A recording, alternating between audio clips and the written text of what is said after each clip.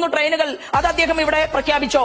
കേരളത്തിൽ നിന്ന് അന്യ സംസ്ഥാനങ്ങളിലേക്ക് യാത്ര ചെയ്യാൻ സംവിധാനം ഒരുക്കുന്ന രീതിയിൽ റെയിൽവേ മേഖലയെ ഉപയോഗപ്പെടുത്തിക്കൊണ്ട് അദ്ദേഹം കാര്യങ്ങൾ പറഞ്ഞോ, അവതരിപ്പിച്ചോ? ഇവിടുത്തെ തെരുവോരത്ത് ജീവിക്കുന്ന പാവപ്പെട്ടവർക്ക് 10,000 രൂപയും 20,000 രൂപയും മടിശീലയിൽ ഇല്ലാത്ത സാധാരണക്കാരന് വേണ്ടി അദ്ദേഹം പദ്ധതി പ്രഖ്യാപിച്ചു. കണ്ടില്ലേ? ഇവിടുത്തെ ഏറ്റവും വലിയ അതായത് ആരോഗ്യ മേഖലയ്ക്ക് വേണ്ടിയിട്ട് ശ്രീചിത്ര ഇൻസ്റ്റിറ്റ്യൂട്ട് അത് കേന്ദ്ര ഗവൺമെന്റിന്റെ അണ്ടറിലായതുകൊണ്ട് അവിടേക്ക് പദ്ധതി പ്രഖ്യാപിക്കാൻ സാധിച്ചു. മെഡിക്കൽ കോളേജിലേക്ക് പദ്ധതി വേണോ?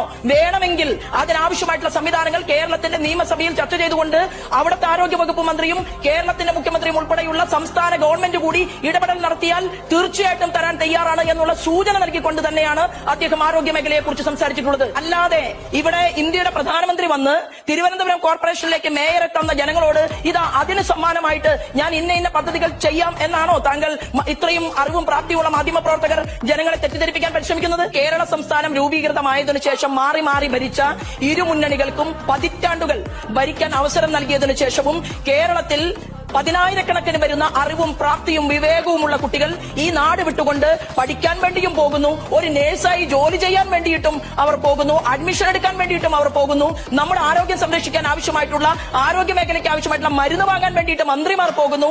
നമ്മുടെ ആലപ്പുഴയിലും നമ്മുടെ പാലക്കാടിലും നല്ല കർഷകന്മാർ നെല്ല് ഉത്പാദിപ്പിക്കുമ്പോൾ ആ നെല്ല് മഴയത്ത് നനച്ച് അത് വേണ്ട രീതിയിൽ പണം കൊടുത്ത് വാങ്ങാൻ സാധിക്കാതെ പ്രസാദിനെ പോലെയുള്ള ആളുകൾ ആത്മഹത്യ ചെയ്യുന്ന കേരളത്തിൽ അരി വാങ്ങാൻ വേണ്ടിയിട്ട് പോകുന്നു. അതായത് സാംസ്കാരിക മേഖല വികസിപ്പിക്കാൻ സാധിച്ചില്ല, മുന്നേറ്റത്തിലെത്തിക്കാൻ സാധിക്കാത്ത, ഇവിടുത്തെ വിദ്യാഭ്യാസ മേഖലയെ സംരക്ഷിക്കാൻ സാധിക്കാത്ത, ഇവിടെ ചെറുപ്പക്കാർക്ക് തൊഴിൽ കൊടുക്കാൻ സാധിക്കാത്ത, കേന്ദ്രം എത്രയോ വർഷമായിട്ട് ഇവിടുത്തെ ഭരണകൂടത്തിന്റെ മുന്നിൽ ചോദിക്കുന്നതും ചോദിക്കാത്തതും കൊടുക്കാൻ തയ്യാറായിട്ടുള്ള വകുപ്പ് മന്ത്രിമാരുള്ള ഈ കേരളത്തിൽ പോലും അതൊന്നും വാങ്ങിയെടുക്കാൻ പോലും ബദ്ധശ്രദ്ധ പുലർത്താത്ത ഈ 2 മുന്നണികളും മതിയോ അതോ ഒരു ഡബിൾ എഞ്ചിൻ സർക്കാർ വേണോ എന്ന് കേരളത്തിലെ ജനങ്ങൾ ചിന്തിക്കില്ല എന്ന് എന്തടിസ്ഥാനത്തിലല്ല?